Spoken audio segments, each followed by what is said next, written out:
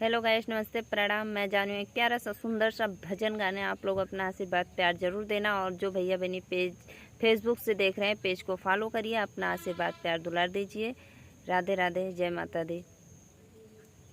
बैठल बकुलावा के राम मारे रोरी से, बैठल बकुलावा के राम मारे रोरी से, बैठल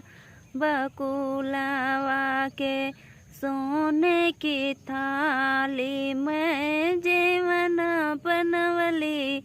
रामा, सोने की थाली में जेवन बनवली रामा, जेवन न जेवन निकली गई न चोरी से, निकली गई न चोरी से, बैठल चिरैया के राम मारे रोरी से, बैठल चिरैया के राम मारे रोरी से, बैठल चिरैया के झझरे गेड़ुलवा गंगा जल पानी रामा, झझरे गेड़ुलवा गंगा जल पानी रामा, पानियों न पिए न निकली गईल चोरी से, निकली गई न चोरी से, उड़त चिरैया के राम मारे रोरी से, उड़त चिरैया के राम मारे रोरी से,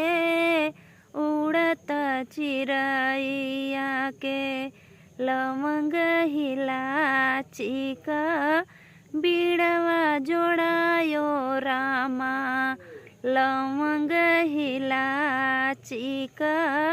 बीड़वा जोड़ायो रामा, बीड़ाओ न कुचन निकली गईल चोरी से, निकली गईल चोरी से, उड़ बैठल चिरैया के राम मारे रोरी से, बैठल चिरैया के राम मारे रोरी से।